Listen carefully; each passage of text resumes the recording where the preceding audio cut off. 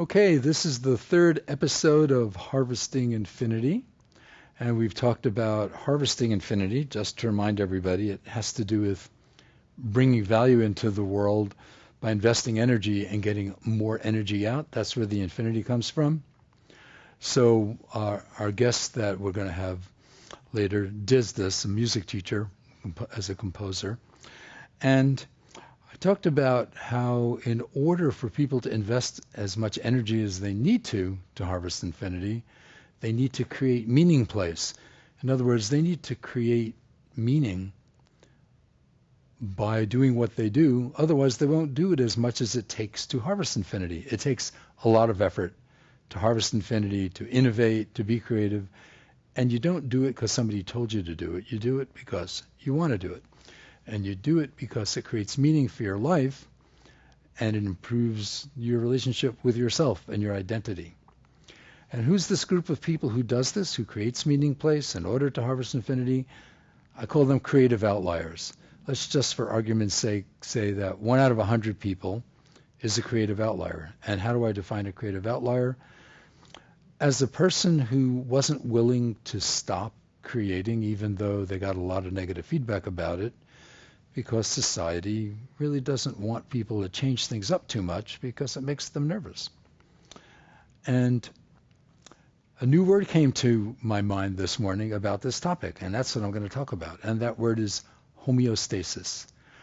I was thinking about why is it that creative outliers get so much negative feedback, and realized that if you run up a hill and your heart rate increases and your breathing increases, and then you stop, there are a lot of biological signals to restore you to the equilibrium that will keep you alive. That's called homeostasis. There are thousands of biological signals telling you to get back to your steady state equilibrium. And that's a physiological thing. Well, in society, we actually have a psychological thing going on, the same sort of homeostasis. Managers don't want you to change things too much. Parents don't want you to change things too much. And societies around the world seem to have been continuing to push us toward doing the same old thing because doing something different is risky. So this word homeostasis has to do with that. So how does homeostasis relate to outliers? Well, homeostasis refers to the tendency to maintain a stable internal equilibrium and therefore to resist change. For creative outliers who are driven by exploration, growth, and challenging norms, homeostasis provides some challenges. First one is, we're sort of designed to be in a comfort zone. Homeostasis encourages us to stick to familiar routines. And it makes it harder for an outlier to pursue an unconventional, innovative path, since we're hardwired to stick to our comfort zone. Next thing is stress reduction. Creative work involves a lot of uncertainty, and this can trigger stress responses. Our body is not so comfortable doing different things, and this discourages sustained creative effort. And people who are creative have to overcome these stress responses and getting out of their equilibrium comfort zone, or else they don't get to do anything new. And I gave an example of that this morning, which is I played the guitar here. I got my props here. I got this guitar and I got this amp. This is a teeny little amp. Normally, if you perform as a musician, you think you need something a lot bigger than this.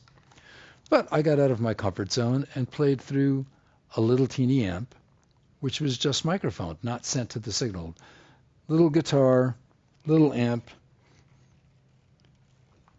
And one of the reasons this little amp sounds good is it has a subwoofer. See this big woofer in the bottom? That's why this little under $200 2-pound battery-powered amp could sound so good. That was not the uncomfortable part of the comfort zone. The uncomfortable part was playing with an AI drum machine. I used my Mac to play the drums because Well, I don't have to split the money with it, and it doesn't lose its time. It sometimes loses its mind. But this is definitely out of my comfort zone because I would never think that I wanted to perform with a computer. But it turns out to actually be fun once you overcome getting out of your comfort zone and the stress reduction of saying, what?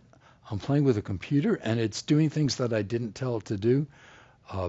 In defense of the computer, I told it to do random stuff and not repeat and keep me on my toes, so I had to play the guitar thinking about what it was doing. This is definitely creating stress. My homeostasis did not like this. It wanted to do something else. And another part of homeostasis is it has to do with energy conservation. Your body tries to conserve energy, and it potentially deprioritizes any intense focus necessary to do things that are of your comfort zone. Then there's the social conformity. Most of my professional musician friends would be horrified that I was playing with a laptop as a drummer, especially since some of my friends are drummers. They really don't like this. But hey, that's what creativity calls for sometimes, and you need a lot of mental resilience because homeostasis involves avoiding cognitive dissonances, while creative thinking requires us to break free of conventional modes of thought. This is a problem.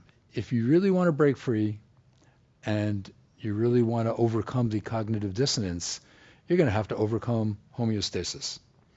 So I have a few suggestions about how to do that. Here are a few things creative outliers can do to maintain their homeostasis. One, you have to balance your ambition with practicality to enable something that's some sort of sustainable innovation without burnout. Now, if I were on a stage in front of several hundred people, I would not be playing with a little 2-pound amplifier and a Macintosh drummer. So I had to balance the practicality. I'm in a room here which doesn't have other people in it, so I balanced my ambition with the practicality. Otherwise, I wouldn't have been willing to pull this off. Second thing you can do, you have to integrate feedback. And hopefully, you get some constructive feedback about staying true to your vision. So I was fortunate in that neither the station manager nor the creative director made me feel like an idiot for playing along with a computer as a drummer. That's called positive feedback. And it helps because if I was getting a lot of body language like, what are you doing? The homeostasis would have won, and I would have ran away from it. So you've kind of got to manage the risks and the rewards when you're trying to innovate to create some sort of emotional equilibrium. If you're overly waiting to get a lot of positive feedback, like if you really want people to cheer when you do weird stuff, you better get over that. They're not going to cheer when you do weird stuff, but they might not give you a hard time. That's good enough. And in order to do that, how do you do that? Well, you cultivate supportive relationships with people that understand the unique challenges that you're trying to mess around with. It helps if you have relationships with other creative people because they don't think you're as nuts as the people who are not creative. If the station manager and the creative director were not creative outliers themselves, it probably wouldn't have flown very well. They wouldn't have wanted me to do it. And you really have to pick like appropriate relationships. You have to hang out with other creative people if you want to be creative, because most of the rest of the world tell you don't do that. And the last part of it is you need to adapt to change. So even though my drummer was playing at 66 beats per minute and I had written a song that was 80 beats per minute, the chords didn't quite line up. And when it decided to do drum fills at a slower tempo, so slow that I didn't actually know where the beat was anymore, well, that's a problem. So you adapt to change. And sometimes good things come out of that. You have to use the uncertainty as a catalyst for breakthroughs. Now that I found out that it wasn't so terrible playing with the drummer at the wrong tempo, and it wasn't real, so I could have changed it, and it wouldn't have been insulted, but I would have had to stop playing the guitar then. So the bottom line is you have to dynamically balance all of these factors so outliers can harmonize their homeostasis with their innate drive for creative growth and change. Your success depends on being able to rapidly adapt and navigate this homeostatic tension.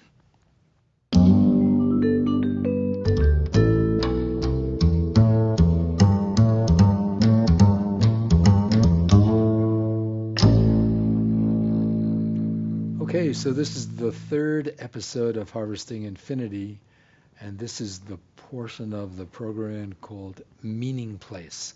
And it is nominally about people who have created meaning for themselves, not by playing follow the leader, not by doing what the rest of the world told them to do. Somehow they did their own thing. And David is a perfect example of this. He didn't do what people asked him to do, and he created his own whole world. So even though his website says he's an author and an editor and a publisher, he's also a sculptor and a mixologist. Yeah, I worked for about 10 years behind the bar. I mean, where you get drinks, not where you get imprisoned. Yeah. But just to be clear. So how does that fit into this whole creative pile of stuff? Did you create your own drinks or just master all the drinks that were out there? It was more the latter. So there's a cocktail craze that started probably around the turn of this century, or millennium if you prefer. Mm-hmm. And it was really great stuff. What was happening is people were going back into the old cocktail books and discovering this rich history of, I mean, we're talking decades upon decades, we're talking centuries worth of figuring out what tastes good mixed how. So I was really interested in exploring that and exploring, following the people that were really looking at these old recipes and figuring out how to make them, as they were doing, more compatible with contemporary tastes. Because a lot of these were on the sweeter side. And I felt that, I feel that when it comes to bars and cocktails, too many people don't do their homework. And instead of learning structures and histories and traditions of cocktails, they kind of like want to come up with their own cocktails. It strikes me as somewhat unseemly. That's not to say there aren't modern classics, and that's not to say there aren't people behind bars doing really well with variants and even new cocktails, but a lot hasn't needed to be reinvented, maybe reconsidered a little bit, and that was my interest. So my last gig was in Great Barrington, and we had a crafted classic cocktail program, and it was great going back and looking and discovering and tasting, see what we should offer. So when you talk about mixing drinks and tastes going together, mm-hmm. I assume that's a completely different universe than the world of wine and the pairing of wine and food. Are these drinks mostly not paired with food? Well, yes. I wouldn't say it's a different universe, but the pairing of cocktails or of whiskeys with food, it does happen, but it's not nearly as rich of a history or arguably as relevant to enjoying food as wine is. But so how did you get from being a sculptor to a mixologist? Well, the story's even worse than that, actually. So I had started in publishing out of school because when I was in college, I wanted to be a culture hero. Wanted to write poems, which I did, and gained all the rich rewards that come from that. But I got a job with my English degree in publishing, and one thing led to another. I became an editor. That led to electronic publishing, which led to living such an abstract life because this was a trade publication, and we're really looking at all the developments and the technologies and how are these going to be applied, that I yearned for some physical or concrete qualities in my life. So I'd always been something of a builder. I'd rebuilt a house in Cambridge, for instance. So I rounded up a studio in Somerville and started making pieces. In fact, if you sort of trace my career, I was thinking about this recently, it goes from abstract to concrete to abstract to concrete, which shows you that I'm not very good at moderation, I suppose. But so what ended up happening is when we moved up to the Berkshires, I bought a big house, like built in probably 1890s, early 1900. It was not very tight. It was not insulated. And I had had a long-term interest, for decades with energy efficiency. So I spent far too much time working on that house. So at that point, instead of continuing with that, I ended up going abstract again. So that was a very concrete experience because, I'm running excavators and I'm terraforming the yards and the property. That's when I did the startup on the energy efficiency for existing buildings. It was something called RetroSheath, of which I will say in the business effort, I came away with the one thing of value, a really good joke, which is, who knew you needed capital to start a business? So is the startup in the realm of the abstract or the concrete? Well, it was very abstract in the sense that I was trying to design and patent a process that would reduce the cost of what was called that deep energy retrofits, which is basically going around the exterior of a house and building out insulation and building out the windows, and it was all being done by hand, as it still is. And because I had this background with my electronic publishing editorial work on digital technologies, I felt that there were ways of applying those tools, basically digital measurement capture, off-site fabrication through computer-aided manufacturing, using computer-aided design for the plans and so, it was really super abstract. Were you creating a feedback loop between how the energy was being used and the sensors giving you information and affecting the system? Was your technology? No, that really wasn't a big issue, except in building science, which I had to explore to make sure that what I was proposing wasn't going to create, lethal doses of black mold and that sort of thing because of insulation and condensation points and air sealing. And there's a lot of building science that was really interesting being done, as I'm sure it still is. But in terms of mechanisms within a house, back then, they were for feedback, as you're suggesting, pretty rudimentary.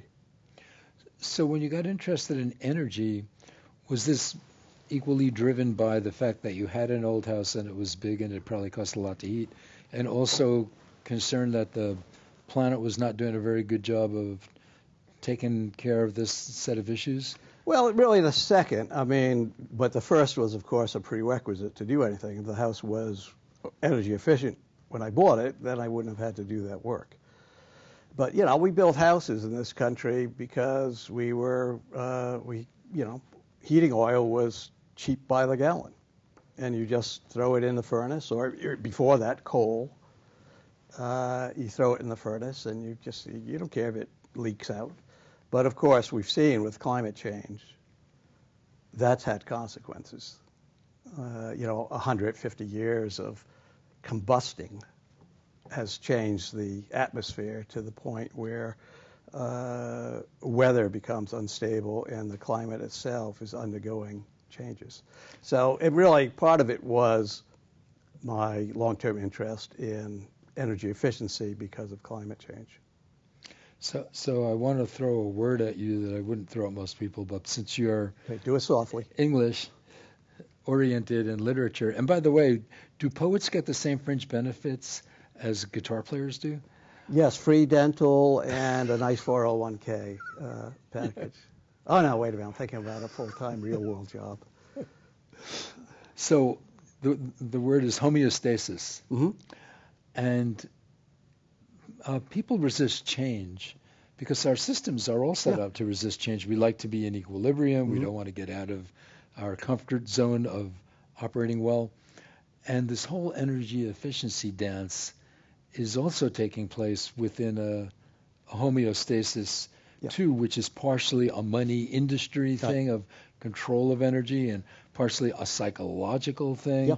And then there's the environmental atmospheric thing. So what do you think about Well, I mean, this?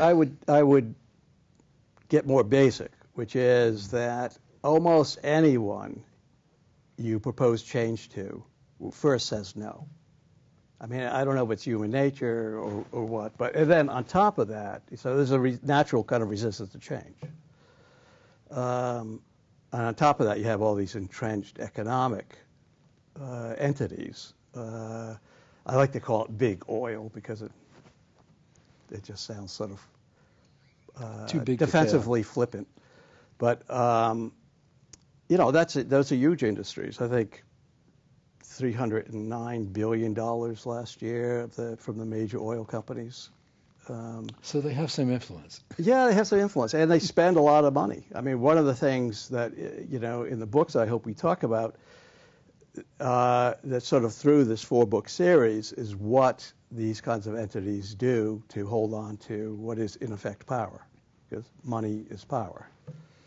So let's talk about the book a little bit. You made an interesting choice. You are delivering very serious messages within a fictional framework. Mm-hmm. And of course, I'm sure that was conscious. But did you think that people didn't want to handle the direct facts and you had to bury it in a romantic novel? Yeah, that's a good question. I mean, there's a lot of nonfiction being written on climate change and related subjects. And there's certainly readership for that. But what I wanted to do is write something that was entertaining and yet get people thinking about their own thoughts, have their own thoughts about climate change and what to do and how important is it. So it's one reason why I grounded the series in the Berkshires. So it's really focused on characters in situations that certainly, Americans, generally speaking, would recognize, and certainly people who live out here will really recognize as in, oh yeah, I know that place. But so people could identify with the characters and identify with the characters' thoughts and anxieties, in some of the characters' cases, about climate change. And the hope is to sort of help make that real for the reader. Whether or not that pans out, I guess we'll find out. It's working on me. I started to look through the book thinking I would just skim different parts, and I was so captured by the beginning of it that I didn't want to skip any parts. So I didn't leave the head and look at other chapters. I just feel the need to go from the beginning to the end. So it worked on me. You completely captured Well, my thank attention. you. I'll need that in writing, please. Well, that's a hope. I mean, I described the series as literary fiction or literary climate fiction with thriller aspects, which shows you why no one at a bookstore can find out what shelf to put it on, but that's a different problem. Well, just like there are no record stores and bins to decide whether something is jazz or fusion. Actually, But bookstores, we don't know exactly what categories to put things in either. Yes, it's an analogous problem. The idea of genres, they're convenient, but they're limited. So they must need to still be curated. So what are the people who are curating new literature when it's coming out? How do they figure out what they're doing? So you have these days sort of 2 tracks for fiction. Right? You have the traditional publishing, the trade publishers, of which there are now 5. That own a lot of imprints, but it's really consolidated. And then you have self-publishing, which can be, an author dumping a story into Amazon and getting it and making it available. And then you have in between, which is, as I'm doing with the self-publishing, I'll have alpha readers. I'll abuse some people or hire some people to read early versions of the manuscript, and then after I go back and work on it again and again and again, Then I will get some beta readers where I'm feeling like, okay, this might be now ready to put into the editorial pipeline. And then I hire editors, proofreaders. The rest of the stuff, because I was involved in desktop publishing early on, and because I've been involved in publishing for many years, the production aspect of it is something that I do, and it's sort of a template-driven situation anyway. The real problem is marketing. All right, and this has been a problem that sort of has existed for a long time.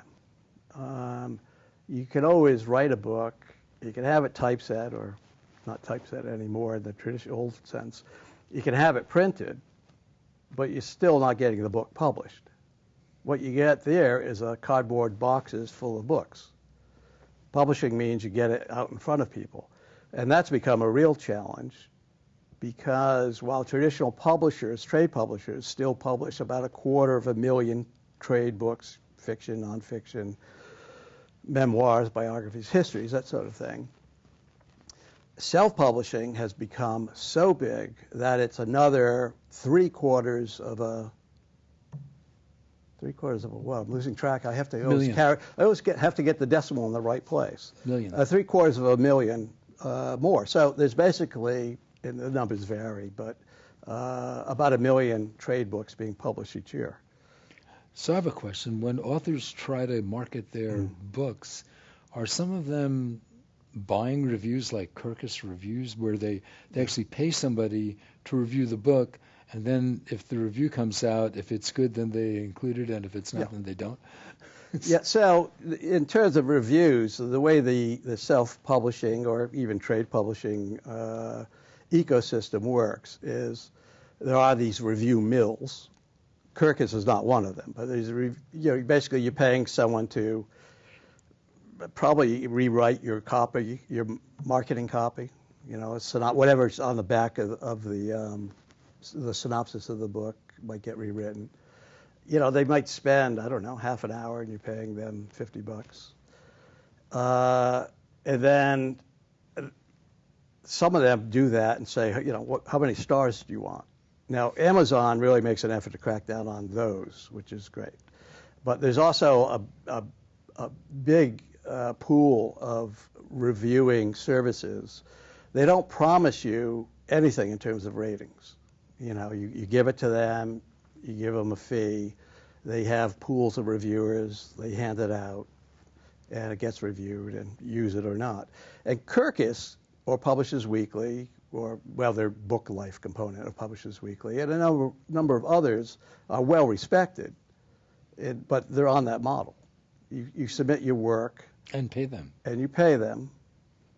When you're reading, if you're reviewing 120,000 word book, you're taking time to do it, if you're going to do it, at all well. So, yeah, I can understand why they'd want to get a bit of money for it. And then, of course, you have like the literary magazines that are doing it, or like the New Yorker and its book reviews. You're not paying the New Yorker.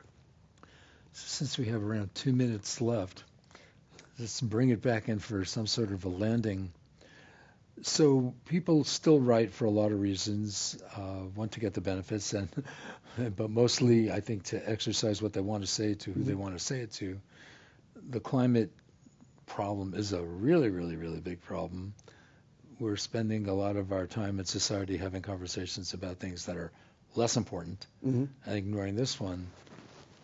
By writing fiction, I guess you would like to get more people involved than might have been. Or do you want to get the people who already think the environment's an issue to pay even more attention?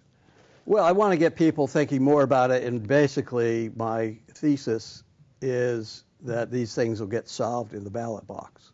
So I write a column sometimes for the Berkshire Eagle that the last one was about resources for voting. And where my point is, this is how big change comes about. Like the last two bills, the Inflation Reduction Act, and before that, the Infrastructure Act. A lot of climate stuff. So since we're winding down, I also want to mention it's a 4-book series, Yes. and the first book was published last year. Yep. And are you going to publish one every next 6 months or something like that? Well, I was hoping to get the second book out basically this spring. And in fact, I started doing the production of it, and I decided to go back and revisit it as I do another rewrite. Basically, the editorial work the service that I had, I was in the end not completely satisfied. The proofreading fell short. So better to take time and get it right than meet the original deadlines. And this is why creative outliers have problems. They pursue diminishing returns. They sometimes call us nerds. There are a lot of different kinds of nerds, but they're all people who put out more effort than the rest of the world understands why. You're one of them. You're doing it. 4 books, that's a pretty big commitment. And the time is right. We need this information right now, so thanks for doing it. Yeah. I'm going to end up reading all of the books, even though I'm still at the beginning of the first one. But it was hooky enough that I want to see where it goes. Good. Good. Well, the last one takes place in 2049, so. Oh, okay. Yeah. So if we're still around. Well, that would be bad because I wouldn't be able to sell any books then if we weren't. So here's hoping.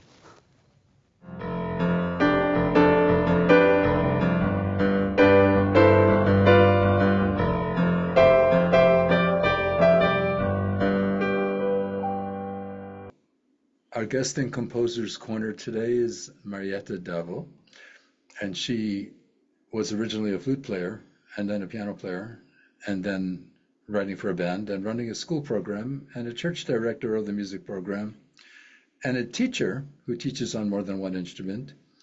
So, and also manages to be a mother as well. So how did you have time to take this composition courses at Juilliard as well? I don't know. But I want to zoom out to this bigger picture, even though you just got the book yesterday. The program, this show is called Harvesting Infinity.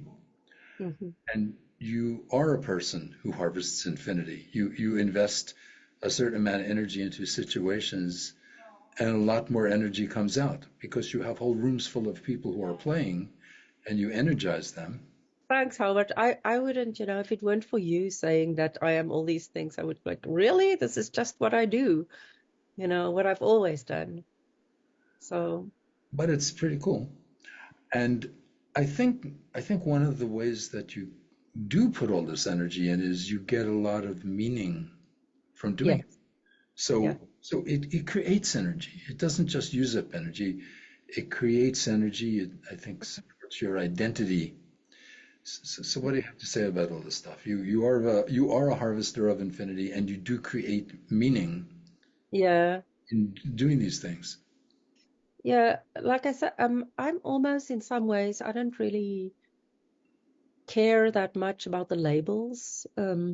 It's very nice to hear these things, and certainly you, Howard, were instrumental in making me think differently about everything that I do. But I've always loved music. And I started it when I was young because my sister did music. But from then I just started playing piano and flute, and I went to university. I'm from South Africa, so I went to university there and studied music there. And I remember, there was a lecturer in my college course at uni, and she was an amazing person. She created one of the first computer programs, in the 80s, trying to create this program, how to write harmony online. And that was very revolutionary for her. And she said to me one day, when you decide to do music, you must be very sure that is what you want to do, because it's going to be hard and at times. And if you can do something else, rather do that. But, just make sure. And, there were times in my life where I thought, oh, maybe I should try this and that. But, I just can't live without music. I love music. I love making music. I would say I'm more a teacher than anything else. I identify more as a teacher, and I love bringing people together. And um, when you start with a class, say you start with a student or a class or a group, and it's one thing, and then to see at the end, say, of 6 months, what they can do after 6 months, because I've sort of channeled their energy, it's enormously satisfying. So, And I know you've lived in a lot of places, but have you also taught in a lot of places? Because you've lived in yes. Europe and South Africa and the Bay Area. So how is Yeah. it different teaching in all these different places? I think teaching everywhere is basically the same. It's just the structures are a little bit different. I initially trained to work with high school students, and I like teenagers. And I also like, a little bit more intellectual interaction. So I did that in South Africa, and I was so fortunate there. I got a job at the National School of the Arts in Johannesburg. It's one of these schools that specialize in art, ballet, music, and drama. It's a fantastic school. It's still there. It's one of only three in South Africa, these art schools. I think there's one in New York City, um, that's pretty famous. In fact, the movie show Fame, I think, was based around that high school and the talent.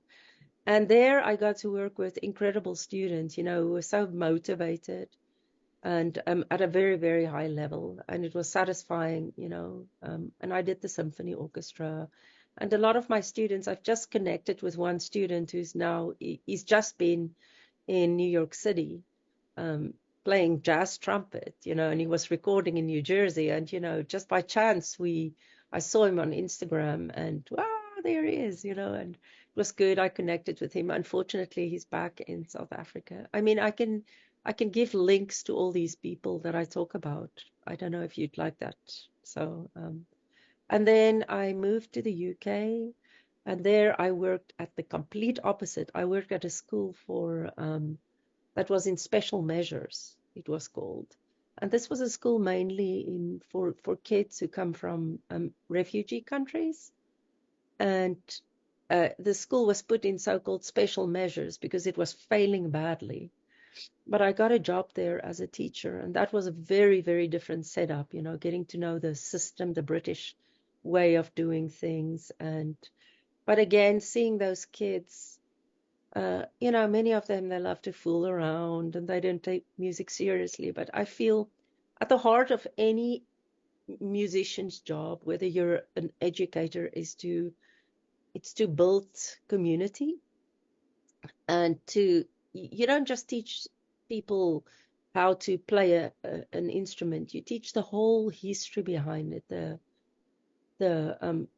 how lucky you are to be able to continue in this tradition, to honor the discipline around it, whether that's playing a piece by Schubert on the piano, or whether you are actually can play the rock beat on the drum set. In the UK, I learned how to teach bass guitar, drum set, singing, in one classroom.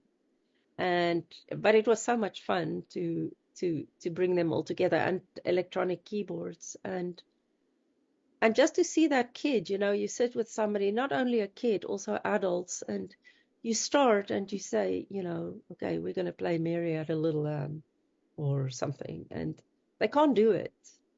And then a few weeks later, they can do it, and you say, see, now you can play it.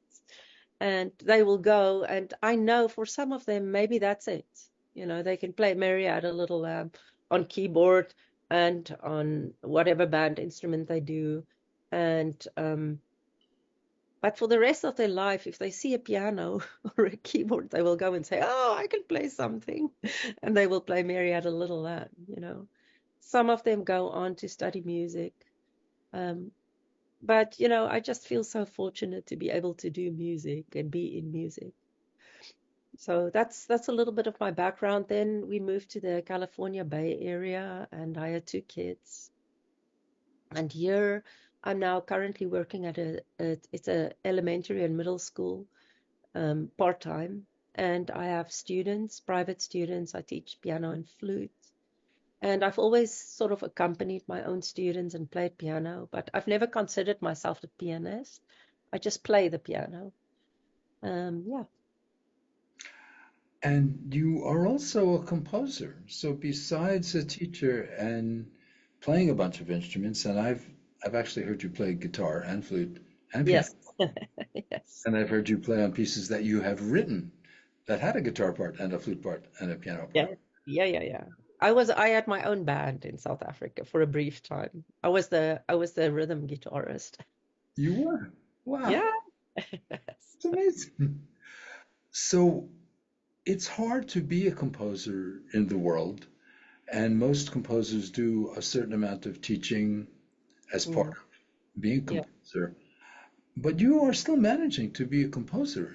Even with all of these other things going on, you are still writing pieces, you're still taking classes, you're still enter into things like competitions and apply to play another play. So tell us a little bit about this path of being a composer, because you're still strongly a composer Yeah. besides all these other things. And I think for me, and I think this is something that will resonate with a lot of people, especially women, but a lot of people is, when I was younger, and I started studying music, I thought of doing composition. I've written little pieces for piano and, we would sing them and play. But I was raised very much in the classical tradition of Bach and Beethoven, and you study harmony and counterpoint um, and I just, because I studied it so much and had to play these composers, I just thought that, this is something that you sort of do only if you're a genius or only if you're a composer. I never, I wanted to compose, and I like to try different things, not only in music, in life. And so, I really never thought of myself as a composer, and until I came to California. And I think I was just at a point in my life um, where my kids were a little bit older, and I went through some things in my personal life, and then one day I have a very good friend, and I was dabbling a little bit, but and I decided he's a composer, and I decided, what can I give him that would be something unique? And I thought, let me write him a piece. Now that is insane, you know, you to write a piece of music for an established composer as a birthday gift. But I thought, this is something unique. Um, and I wrote it, and he came back to me after I gave it to him, and it just was this nothing little piece. And he said, the rhythms and those things, it was just like nothing much. But the harmonies that you wrote, that was really something. This was really something. And just that validation of somebody that I really looked up to personally and professionally was enough to kick off something in my mind that maybe I can do this. And and that is the thing. We put composer in such a golden cage of exclusivity, and it's out of reach. While if you create anything you create, you can use that as the start of a composition, or it's your creation. At the beginning, I even called it compost t-shirts. It's like compost and positions, because it sort of fertilizes itself, and and then I just decided to do a master's degree at California State University, East Bay. This is 4 years ago. And I thought, well, yeah, I don't want to do another teaching degree or performing degree. I'm going to try composition. It's totally mad. And I'd spent some time writing some pieces, to get ready. And they accepted me. Again, a wonderful lecturer, the composition lecturer there. She was um, also wonderful. I applied, and she interviewed me. She looked at some of my pieces. And I said to her, I don't know if I'm really a composer. And she's like, of course you are, and I got a place. And that's where it started about 4 years ago. So I did my master's degree, and in master's in music at Cal State, and I wrote a lot. This was during COVID, where I couldn't teach in person a lot. So that was actually good. And at that time, I was still, I had more support around me. So I spent a lot of time composing for my course, and I loved every moment of it. And it was as if, for the first time in my life, I found something that brought meaning in a totally different other way than anything else I've done. It was just, wow, fascinating to write a piece. And not only for me, of course I want to be good at counterpoint. I love counterpoint and I love learning and I love applying ideas. But I want it to sound good. It has to be beautiful. And in the end, it has to be beautiful to me. Because, you're lucky if people like your pieces. But some people will like it, some people won't. And to get out of that mindset that, whether people like it or not, that's not important. It's just create. And just like your own voice, my voice and your voice, Howard, there's no such voice on earth. Our voices are unique. That's why they can use voices to unlock passwords. But your voice, that's it. You have one voice and it's yours. Nobody else on earth has a voice like yours. And one day if you die, it's going to be gone. So in the same way, anything you create it's there. It's a part of you. Yeah. So I can go on and on about that. Was it Giancarlo who told you were a Yes, composer? Giancarlo, yes. And he would know. He's in charge of the music theory program at Stanford University. Yes. So, and and I know of at least three different professors at Juilliard you have studied with. You're studying with Evan Yes. Fine right now, and Yes. you studied with Ray Lustig, and you also studied with Conrad Cummings. Yes. So you have actually studied with a lot of pretty good people. Yeah. And when I first applied for the summer intensive, because I do feel I have a lot to learn and I want to get better at there's also a craft part to composition, like just learning the craft of instrumentation and how to write for instruments in a way that they can play, which is so different to performing. I thought, oh no, I can play pieces. I did a performance in flute degree in South Africa. But to compose is very different. And so I applied at Juilliard and I got in. Again, it was such a surprise to me that I got in. So, wow, I got in. And it's been a very, very good experience, because I just feel I learn. If I don't learn something, I sort of feel what's the point. Um, so So you not only practice music, you practice instruments, but you have a practice. You have practice as both a verb and a noun. You have a musical practice, and you also practice. yes, yes. And yeah. So I think we're probably close to or even over the end of the segment, but do you have any pieces of music you feel like sharing with us that you wrote, that you have any music that you want to play for us? Yes, I'd love to.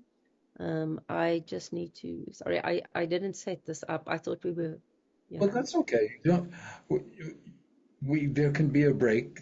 They can cut the break out and then you can play it.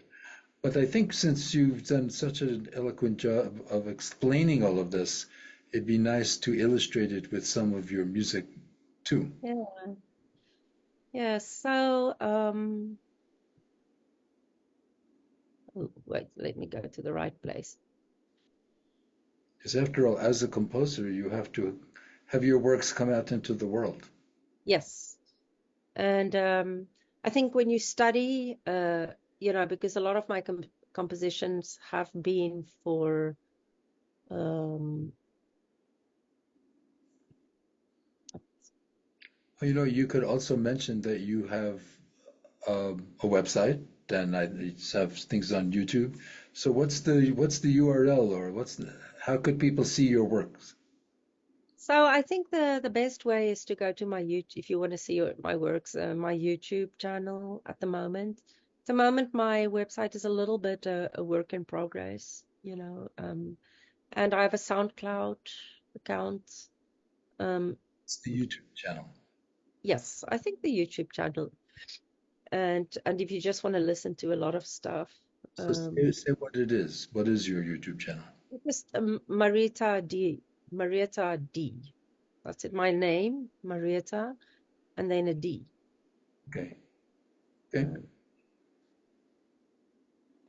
And okay, so the first piece that I'd like to share is that I wrote that for my wait, let me just get all the things ready. And also, you're in California, and we're here in the Berkshires in Massachusetts. So for you, it's 3 hours earlier. So it's earlier for you in the morning. Yes. Okay, share screen, and I'll go there. Share sound, optimize for video clip. Okay, are you able to see this? Yes. Is that good? Yeah. Okay, so it's full screen now. I'm going to start. If the sound doesn't work, just, stop me. So maybe this is a piece that I wrote for my studies at Cal State East Bay, where I studied with Dr. Ines Thibault.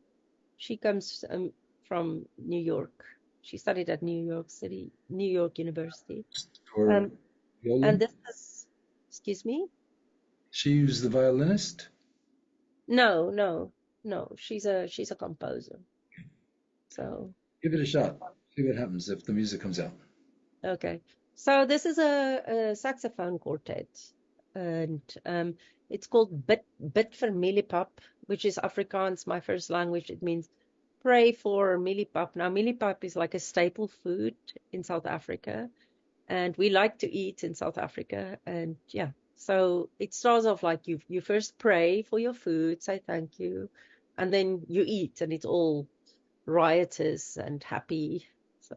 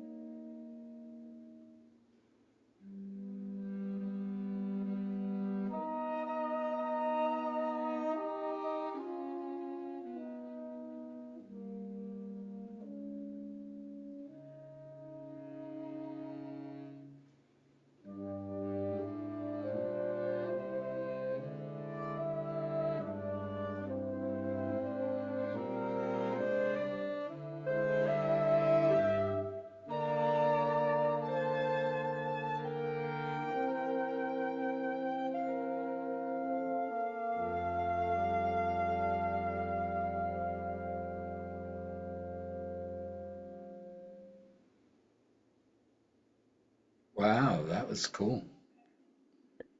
Neat. So All right. soprano, alto, tenor, and Our baritone. Jupiter furry friends from